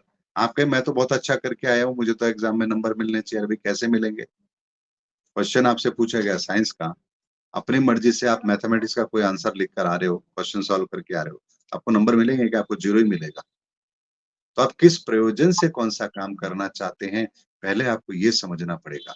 इसीलिए हनुमान जी की सबसे श्रेष्ठ पूजा है कि हनुमान जी जब राम और लक्ष्मण को अपने कंधों पर लेकर आ रहे हैं, उस स्वरूप की पूजा सर्वोत्तम पूजा है, सर्वोत्तम पूजा। लेकिन वर्तमान का समय है, हर व्यक्ति स्वार्थी है, तो हम तो चाहते हैं कि प्रभु हमारे प्राणों की रक्षा हो। बस, हमें तो इसी हनुमान जी के स्वरूप की हर जगह एक ही स्वरूप मिलेगा आपको। हनुमान जी ऐसे उठा करके आ रहे हैं। तो सर ये सब जैसे सनातन रहस्य है, ये सब सनातन रहस्य है ये। और सर जैसे कि शनिवार है तो कई लोग मतलब मैंने कुछ ऐसी कथाएं पढ़ी हुई है कि जिसमें ये बोला गया था कि हनुमान जी और शनि जी का युद्ध हुआ था और युद्ध में जो हनुमान जी हैं उन्होंने शनि जी को काफी मतलब मारा था और उसके बाद फिर सरसों का तेल इसीलिए चढ़ाया जाता है, तो इसके बारे में क्या है? हनुमान जी का और शनि का कभी युद्ध हुआ ही नहीं है। अच्छा। हनुमान जी और शनि जी का मुकाबला केवल और केवल रावण की लंका में हुआ था, जब उन्होंने शनि को ललकारा था कि आप ये क्या कर रहे हैं? आप ऐसी गलती कैसे कर सकते हैं? आप न्याय में देरी कर कैसे सकते हैं? क्या आपको भगवान राम के कष्ट दिखाई नहीं दे रहे हैं? क्या आपको माता सीता के आंसू दिखाई नहीं दे रहे हैं? तो यहाँ पर उन्होंने शनि को अपने कर्तव्य का बोध याद दिलाया था। तो इस वजह से शनि उनका आदर करते हैं, सम्मान करते हैं। यही सत्य है। बाकी ऐसा नहीं कि उनका कभी युद्ध हुआ, ऐसा नहीं है। इसको ऐसे समझिए कि जैसे हमारे परिवार में 4 लोग होते हैं, सबका मतांतर अलग-अलग होता है। इसी तरह से जो 7 ग्रहों की एनर्जी है, ये अलग-अलग है। किसी की एक एनर्जी किसी दूसरे एनर्जी से बिल्कुल अलग है। जैसे मान लीजिए बृहस्पति और शनि है। व्यक्ति ने कोई गलती करी, तो बृहस्पति ज्ञान का कारक है, क्या कहेगा? इसको समझा के छोड़ दिया जाए। शनि क्या कहेंगे? नहीं, इसको दंड मिलना चाहिए। तो यहाँ उनका मतांतर अलग-अलग हो गया। जी। तो ये मतांतर अलग होने के कारण से हम कहते हैं, अरे ये तो एक दूसरे के विपरीत है। भाई उनके विचार विपरीत हैं क्योंकि उनकी अपनी-अपनी ऊर्जाएँ हैं। इसका मतलब ये नहीं कि वो शत्रु हैं। शत्रु होंगे तो आप बताइए, जब शनि और बृहस्पति एक साथ एक जगह पर बैठेंगे तो क्या होगा? यानी यहाँ पर वो उसके कर्मों का न्याय करेंगे और किस तरह से करेंगे, ये भी तय होगा। अगर शनि के घर में बृहस्पति आया है, तो यहाँ शनि की इच्छा के अनुरूप बृहस्पति को न्याय करना पड़ेगा और बृहस्पति के घर में यदि शनि आया है, तो शनि को बृहस्पति के अनुरूप न्याय करना पड़ेगा। ये फ़र्क है दोनों में। इसीलिए सनातन की ये जो चीज़ें हम समझेंगे तभी तो हम ज्योतिष के स्वरूप को समझ पाएँगे। वरना नॉर्मली क्या कहेंगे, अब शनि ने शत्रु राशि में प्रवेश किया, अरे भाई कौन सी शत्रुता है? कौन सी भैंस चुरा ली भई उसने उसकी?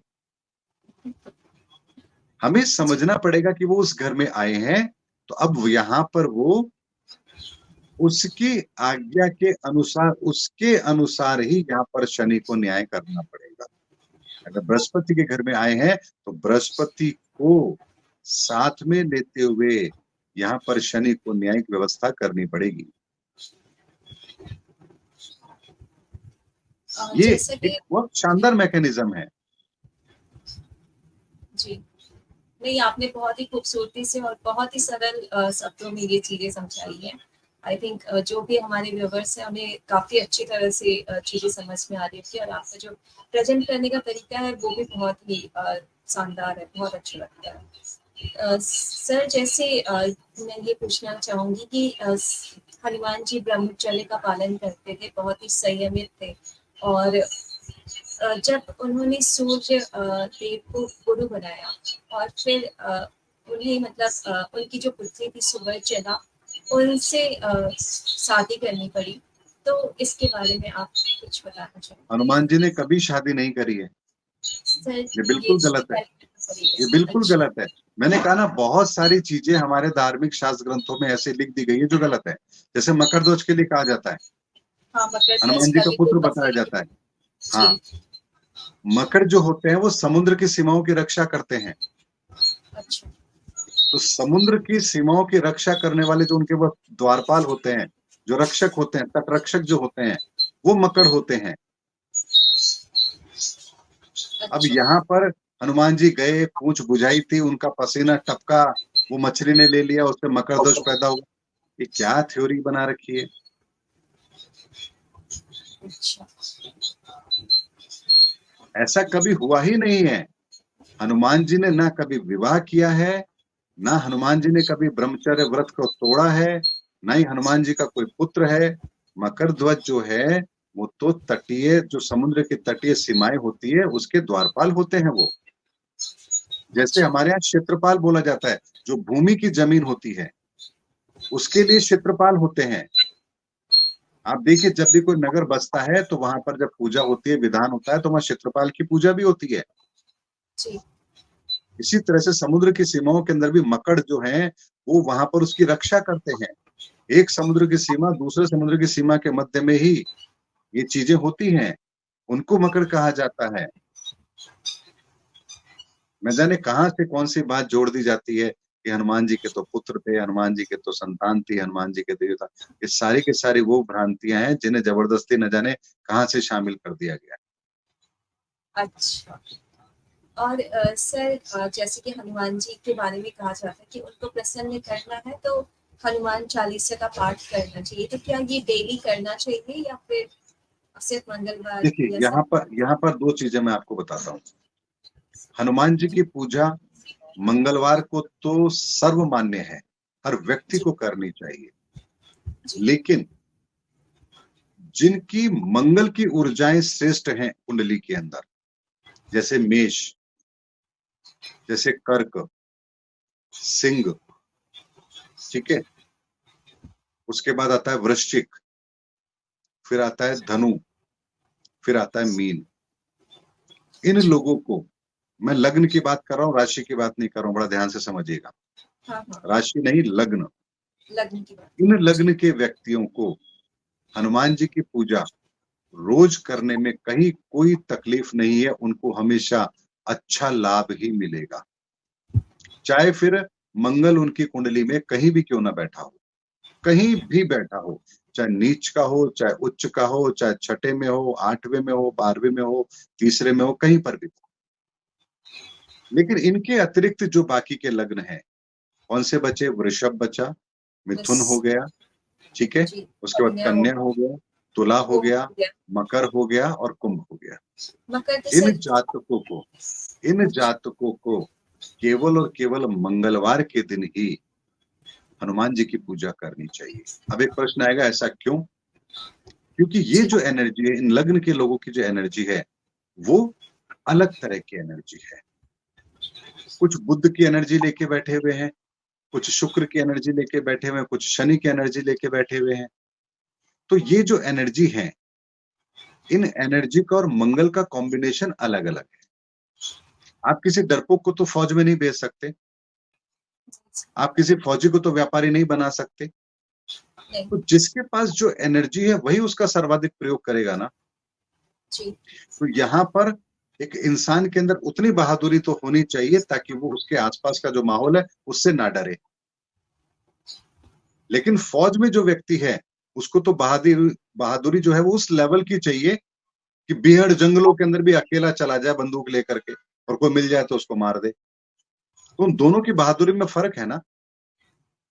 जी, इसी तरीके से हर लग्न के व्यक्ति की एक अलग क्षमता होती है। उन क्षमताओं के साथ मंगल की एनर्जी किस तरह से रिलेट करेगी, इस बात का ध्यान रखा जाना चाहिए। इसीलिए मंगल की पूजा यानी हनुमान जी की पूजा जो मैंने लग्न बताए हैं, उनको रोज और बाकी को केवल मंगलवार के दिन करनी चाहिए। इससे उन्हें श्रेष्ठ लाभ मिलता है, श्रेष्ठ लाभ मिलता है। और दूसरा सर क्वेश्चन ये है कि जैसे कहा जाता है कि पूरी रामायण तो भगवान राम जी के गुणों का बखान करती है, लेकिन सुंदर कांड एक ऐसा सेक्शन है जहाँ पे हनुमान जी का पूरा वर्णन किया गया है और सुंदर कांड को भी माना जाता है कि बहुत ही प्रभावी होता है। तो इसके बारे में जी, देखिए सुंदरकांड इसलिए रखा जाता है क्योंकि सुंदरकांड के अंदर हनुमान जी के उन दिव्य कर्मों को, उनके दिव्य उस कार्य को वहाँ पर रेखांकित किया गया है जो उन्होंने किए हैं। और ऐसे में आप ये मान के चलिए कि जैसे होता है, एक तो होता है पूरा दिन, एक होता है पूरे दिन के अंदर भी कुछ समय ऐसा होता है जो आपका सबसे सर्वश्रेष्ठ होता है। तो हमारे लिए जीवन में महत्वपूर्ण तो वही है। तो हाँ जी, बाल कांड है और भी कांड है, उन कांडों से ज़्यादा सुंदर कांड में वो प्रसंग है, वो चीज़ें हैं जो हनुमान जी के उन उद्देश्यों को, जो उनके कार्य थे, जो राम के काम थे, उनको यहाँ पर वो जस्टिफाई करते हैं। तो सुंदर कांड आपको मोटिवेशन देता है, आपको अपने कर्तव्य के प्रति सजग करता है, आपको आलसी नहीं बनाएगा, अगर उसके मोटिव को समझेंगे तो। किसी भी धार्मिक शास्त्र ग्रंथ को पढ़ने का मतलब होता है कि उसमें जो लिखा गया है, उसकी भावनाएँ क्या है वहाँ पर? परमात्मा की भावना क्या है? वो किस उद्देश्य से वहाँ पर वो चीज़ें लिखी गई हैं और आपको वहाँ पर क्या समझना है? तो अगर हम कोई मान लीजिए कॉमेडी मूवी देखते हैं तो हमें हँसना आता है। अगर हम कोई एक्शन मूवी देखते हैं तो हमें ऐसा लगता है अरे हाँ, ये मार-धाड़ हो रही है। कोई रोमांटिक मूवी देखते हैं तो हमारा स्वभाव अलग हो जाता है। तो जो हम देख रहे हैं वैसा ही तो हमारे अंदर भाव पैदा होता है। तो जी। यहाँ पर हनुमान जी के साथ में भी ये है कि जो रामायण है उसके अंदर भी जब हम सुंदरकांड का पाठ करते हैं, तो वहाँ पर हम अपने लक्ष्यों के प्रति समर्पित हों। हमारे जीवन के अंदर जो परेशानी है उससे बाहर निकलने का हम रास्ता स्वयं खोजें। परमात्मा की कृपा हमें मिले, ऐसी भावनाएँ हमारे भीतर पैदा हो, इसके लिए वो सुंदरकांड रखा जाता है, सुंदरकांड किया जाता है। ये हमारे खुद के मोटिवेशन के लिए है। हनुमान जी को प्रसन्न करने के लिए नहीं है। इसके द्वारा हम स्वयं का कैसे कल्याण करेंगे, ये उसके लिए है। और सिर जैसे सुंदरकांड करते हैं तो उसमें संपुट भी लगाया जाता है। तो जैसे मंगल भवन अमंगलहारी ऐसे करके जी। उसमें लगाया जी, जाता जी, है। संतुष्ट लगता है, बिल्कुल। हाँ, और ऐसे ही दुर्गा सप्तशती में भी लगाते हैं संपुट। तो उसका मतलब थोड़ा-सा देखिए, महत्व। जितने भाव के साथ जो काम किया जाए, वो उतना ही श्रेष्ठ है। कुछ लोग हनुमान चालीसा पढ़ते हैं, श्री गुरु जन सरोवर निज मन सुख ऐसे जल्दी-जल्दी पढ़ते हैं, जैसे उनकी ट्रेन छूट रही है। भई क्यों कर रहे हो? मत करो ना। एक वहीं पर आप उस शब्द को ऐसे बोल रहे हैं जिससे वो ऊर्जाएँ उत्पन्न हो रही हैं। यहाँ पर महत्वपूर्ण ये है कि जब आप उसका पठन-पाठन करते हैं, तो आप इस तरह से करिए कि वहाँ पर वो सकारात्मक ऊर्जा भी पैदा हो आपके शब्दों से। फिर उसके साथ में आप जब उस कार्य को करते हैं, तो यहाँ आपको 100% रिज़ल्ट मिलते हैं। आप बेशक चाहे ढोलक मत बजाइए, मंजीरे मत बजाइए, कुछ भी वाद्य यंत्र मत लीजिए, लेकिन उसको पढ़ने का जो तरीका है, वो आपका ऐसा होना चाहिए कि जिसको पढ़ने से आप वहाँ पर वो ऊर्जा को उत्पन्न कर रहे हैं, उस सकारात्मक ऊर्जा को वहाँ पर उत्पन्न कर रहे हैं, तो आपका वो किया गया सार्थक है। लेकिन आप ढोल बजा रहे हैं, माइक लगा रहे हैं, शोर-शराबा कर रहे हैं और फिर खूब लच्छेदार कर रहे हैं, ये चीज़ ठीक नहीं है। ये चीज़ ठीक नहीं है। आपका भाव होना चाहिए। अब आपका भाव यहाँ पर भगवान के उस चरित्र का वर्णन ना हो करके उसकी भव्यता हो गई है। एक अच्छा-सा दरबार होना चाहिए, थोड़ा-सा भोग-वोग अच्छा-सा लगना चाहिए, फल-वल होने चाहिए, 10 लोग बैठे हैं, 10 लोग बैठ कर के फिर ढोलक भी बज रही है, मंजीरा भी बज रहा है, शोर भी हो यहाँ आप भव्यता दिखा रहे हैं, भावना नहीं दिखा रहे हैं। भावना और भव्यता में बहुत बड़ा फ़र्क होता है। जी। तो भावना प्रधान है, भव्यता प्रधान नहीं है। वहीं एक व्यक्ति है, हनुमान जी की तस्वीर सामने रखी है और लेकर के हर सुंदरकांड को पढ़ना शुरू कर रहा है भाव के साथ। यहाँ उसको सार्थकता मिलेगी। यहाँ मिलेगी सार्थकता, वरना कोई दूसरा क्या देखेगा, अरे सुंदरकांड कराने के लिए ये सब करना पड़ता भैया 5-10 हज़ार रुपया खर्चा होता होगा, मैं तो नहीं करा सकता। अब आपकी भव्यता के कारण से वो व्यक्ति पीछे हट गया है, वो पीछे हट गया है। वो कहता है मेरा सामर्थ्य नहीं है। अब यहाँ पर भव्यता के कारण से आपने एक व्यक्ति को उस कर्म से भी दूर कर दिया और वही अगर वो साधारण सी चीज़ होती तो? वो कहता है ये तो मैं भी करा सकता हूँ। लेकिन बात आती है, कौन जाएगा, कौन करेगा? भैया हमारे तो 5 लोगों की टीम आएगी, हमारे साथ ये वाद्य यंत्र है, ₹5100 लगेंगे। वो कहता है भाई मेरे पास तो 5100 नहीं है, मैं तो नहीं करा सकता। तो यहाँ पर ऐसे 4-5 लोगों का ग्रुप हो, जो ठीक है हम निस्वार्थ भाव से सेवा करेंगे। किसी का भी निमंत्रण आया, गए 4-5 लोग, जाकर के अपना 1 घंटे का काम है, करके आ गए। भाई आज हमने भगवान का सुमिरन भी किया, हनुमान चालीसा का पाठ किया, सुंदरकांड किया, हैं? हम गए और सेवा करके आए। उस व्यक्ति को भी अच्छा लगा, आपको भी अच्छा लगा। तो यहाँ पर ये सनातन का प्रचार हो गया। ये व्यापार नहीं हुआ, सनातन का व्यापार नहीं हुआ ये। इसीलिए मैंने कहा ना श्रापित है। व्यापार हमने धर्म को व्यापार बना लिया और ये श्राप इतना गहरा है कि अब इसके अंत का, जैसे कहते हैं ना मटका फूटने का, पाप का घड़ा भर जाता है तो फूटता है। अभी वो समय आ चुका है फूटने का। जैसा कि आपने बताया कि हनुमान जी चिरंजीवी है और आप ये भी कह रहे हैं कि युग परिवर्तन का भी समय चल रहा है। तो तो कई बार हम ऐसे देखते हैं कि जैसे हनुमान जी थे, वे राम जी के बहुत बड़े भक्त थे। ऐसे ही अगर मीराबाई की बात करें तो वो उनमें उनका कृष्ण जी में बहुत श्रद्धा थी। और ऐसे ही सबरी की बात करें तो वो राम जी की काफ़ी बड़ी भक्त मानी जाती हैं। तो ऐसे ही कई कालों में अलग-अलग भक्त आए हैं। और चैतन्य महाप्रभु की बात की जाए, तो इस तरह से बहुत सारे ऐसे भक्त आए हैं। उनमें मतलब इतनी ज़्यादा अनन्य भक्ति का उनमें स्रोत देखने को मिलता है कि जिसकी कल्पना भी हम करें तो बहुत सीमित लगता है हम लोगों के लिए। तो ऐसे में जो हम जैसे जातक होते हैं, और कई बार ऐसा होता है कि कुछ लोग होते हैं जो भक्ति में लगना चाहते हैं, लेकिन उनका जो है मन उसमें लगता नहीं है। तो इस तरह की जातक के लिए आप क्या कहेंगे? क्या करना चाहिए? देखिए, मीरा भगवान श्री कृष्ण की अनन्य उपासक थी, भक्ति करती थी। लेकिन मीरा का जीवन आपने देखा होगा किस तरह का था। जी। लेकिन मीरा के उस जीवन को भी लोगों ने व्यापार का बना दिया। भगवान कृष्ण की मूर्ति की जगह यहाँ तंबूरा पकड़ा दिया गया और कहा गया मीरा तो भजन गाती थी, और मीरा के नाम पर भजन बनने लगे और उसका व्यापार शुरू हो गया। जो भक्त होते हैं, उन्हें इस बात से कोई फर्क नहीं कोई पड़ता कि फर्क कोई नहीं उनके साथ क्या व्यवहार कर रहा है। और ये हमारे जन्म जन्मांतर की भक्ति होती है जो हमें उस पराकाष्ठा पर लेकर आती है। तो क्या हर व्यक्ति के लिए उस पराकाष्ठा पर जाना जरूरी होगा? ऐसा नहीं है।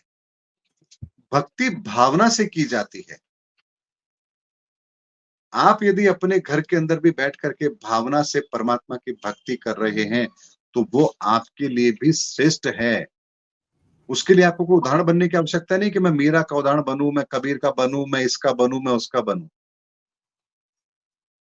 ऐसे-ऐसे भक्त हुए जिनके बारे में हम जानते भी नहीं हैं। जी। ऐसा तो नहीं कि खाली भक्त 10, 20, 25, 50 जिनके बारे में हम जानते हैं वही लोग हैं। नहीं, नहीं, ये बहुत वो सारे लोग हैं ऐसे हैं जिनके नाम पर हाँ, बाद में व्यापार हुए हैं। ये वो लोग हैं। जैसे मैं अगर आपसे कहूँ हमारे इंडिया के फ्रीडम फाइटर, तो आप मुश्किल से 10-20 लोगों के नाम गिना दोगे।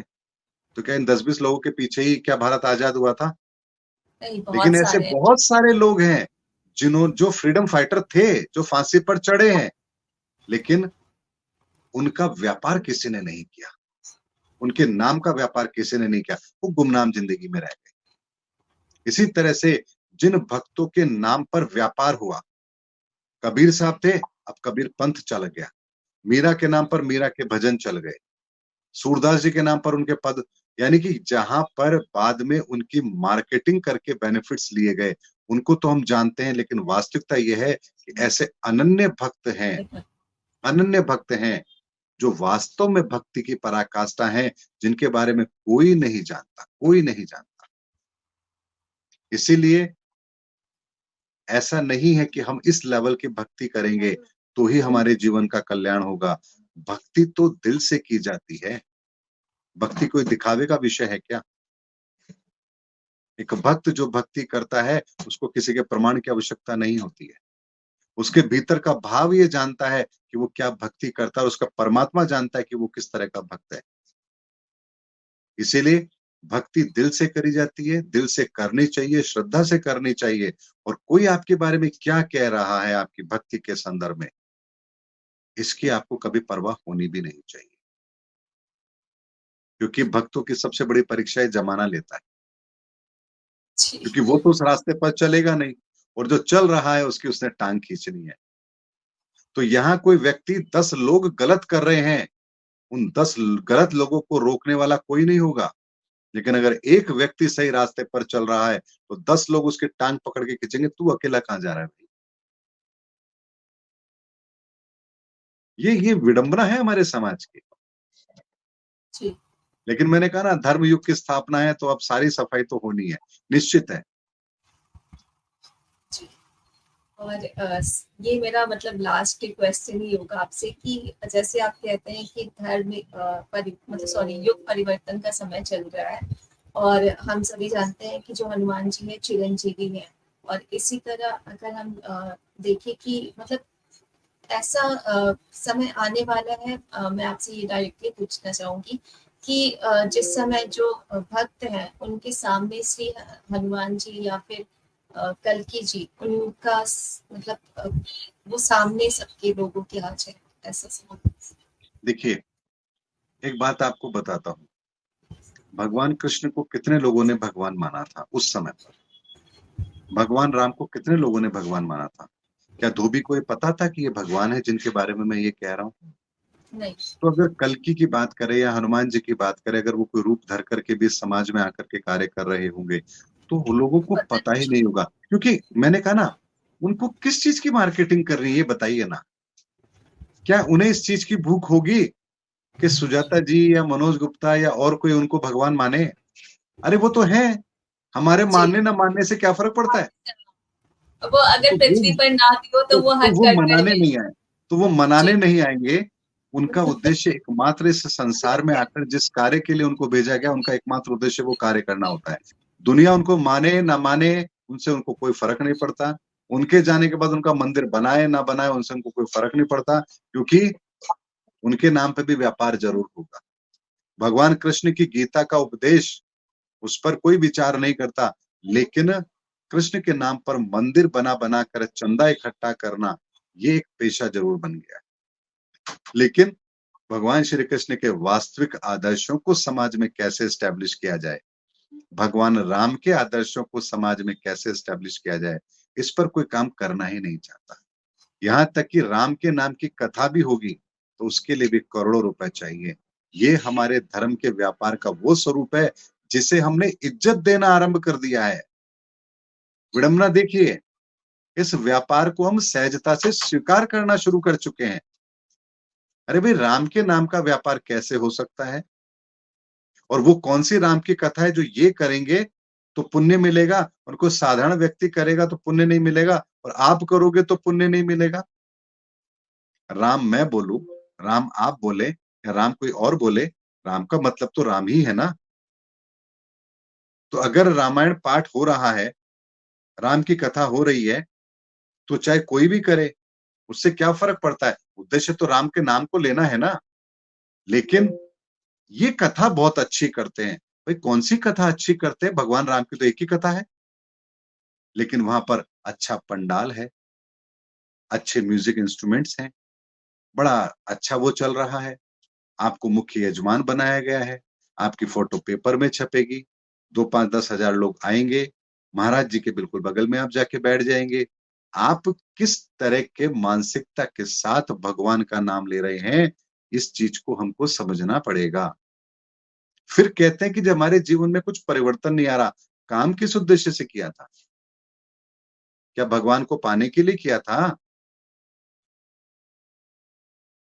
इसीलिए हनुमान जी चिरंजीवी हैं और जो व्यक्ति सच्चे श्रद्धा से हनुमान जी को याद करेगा, हनुमान जी उसके सामने प्रकट होकर के उसकी बात को ज़रूर सुनेंगे। चाहे फिर वो प्रकट किसी भी रूप में हो और अगर आपका हृदय सच्चा है, तो आप उस रूप में भी हनुमान जी की उस पहचान को, उनकी उस उपस्थिति को अपने आप समझ लेंगे। देखिएगा मैं एक छोटा-सा उदाहरण आपको बताता हूँ। कई बार जी। ऐसा होता है कि जब देखिए बहुत अच्छी बात कह रहा था, अब व्यवधान पहले आएगा। कोई बात नहीं। बहुत बार ऐसा होता है कि जब आप कहीं किसी जगह खड़े होते हैं और अचानक से आपके आस-पास एक सुगंध आती है। ये इस बात का प्रमाण है कि आपके आस-पास कोई दिव्य ऊर्जा है। जबकि उस सुगंध से संबंधित कोई भी चीज़ वहाँ पर नहीं होगी। लेकिन आपको अचानक से ऐसा झोंका आएगा हवा का, एक प्यारी-सी सुगंध, इतनी अलौकिक सुगंध आपको महसूस होगी, क्षण भर के लिए होगी और आपको लगेगा कोई यहाँ से ये चीज़ क्या थी? ये प्रमाण होता है कि आपके उस जगह पर कोई दिव्य शक्ति, अलौकिक शक्ति उपस्थित थी। ऐसा हर किसी के साथ नहीं होता है, लेकिन जो वास्तव में दिल के साफ हैं, उन लोगों के साथ जीवन में बहुत बार ऐसा ज़रूर होता है। इसीलिए ये है पहचान चिरंजीवी, कल्कि या किसी और की कि जब वो आपके सामने होंगे, तो आपका रोम-रोम खड़ा हो जाएगा। आपके आस-पास के वातावरण में वो सुगंध होगी जो आपने कभी महसूस नहीं की होगी। ये प्रमाण होगा कि ये कल्कि है, भगवान है, चिरंजीव हैं या कौन है। और कोई प्रमाण नहीं है, फिर वो चाहे किसी भी रूप में आए आपके सामने। क्योंकि कहते हैं ना, गुलाब को चाहे आप कैसे भी ढक लो, उसके सुगंध को थोड़ी ना ढक सकते हैं आप। तो दिव्य आत्माएँ, पवित्र आत्माएँ, भगवान, अवतार, ये बेशक चाहे कोई रूप बदल ले, लेकिन अपनी उस खुशबू को कैसे छिपाएँगे? उसे वो नहीं छिपा सकते, क्योंकि वो तो, ये कह लीजिए कि वो तो उससे रचे बसे होते हैं उस खुशबू के अंदर। वो तो एक, मान लीजिए, खुशबू तो उस परमात्मा की उसका पर्याय है।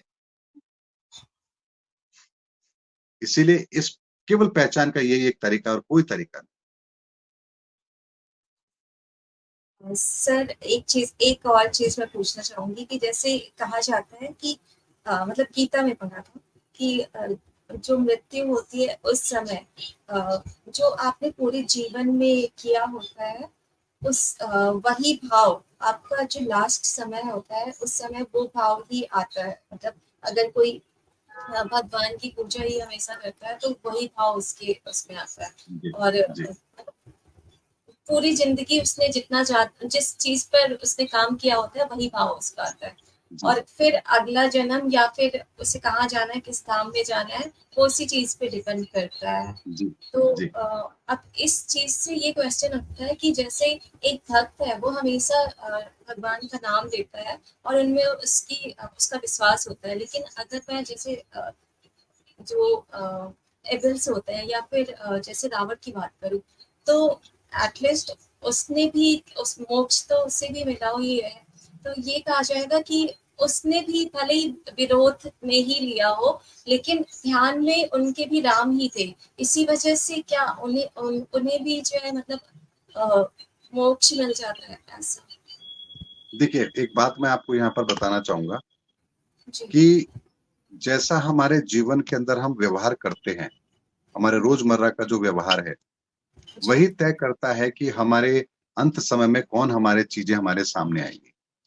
जैसे आपने देखा होगा, अक्सर महिलाओं को आपने देखा होगा या किसी को भी, जैसे कोई अचानक से कोई चीज़ सामने आ गई या चूहा आ गया, कॉकरोच आ गया, तो ज़ोर से चिल्लाते हैं, जी क्योंकि वाणी का प्रयोग ज़्यादा करते हैं। तो जब वाणी का प्रयोग करेंगे तो ऐसी परिस्थिति में आपके मुँह से केवल चिल्लाने की आवाज़ निकलेगी। कुछ लोग होते हैं जो भगवान की भक्ति करते हैं, तो आप देखिए, जब भी कोई ऐसी परिस्थिति आएगी, तो मुँह से निकलेगा, हे भगवान, हे राम, हाँ हाँ ठीक है? कुछ लोग होंगे जिनके मुँह से गाली निकलेगी, अपशब्द निकलेंगे। तो आप मैक्सिमम टाइम जिस तरह की ऊर्जाओं को आप यूज़ करते हैं, आपके सामने वही जब परिस्थितियाँ विकट आती हैं, तो आप उन्हीं चीज़ों को ही यहाँ पर याद करेंगे उस समय पर। ये बात निश्चित है। ऐसे में आप ये मान के चलिए कि अगर हम अपने रोज़मर्रा की ज़िंदगी के अंदर इन चीज़ों का ध्यान रखें कि हम ऐसी कोई चीज़ नहीं करेंगे या ऐसे शब्दों का प्रयोग नहीं करेंगे, जो हमारे लिए ठीक ना हो।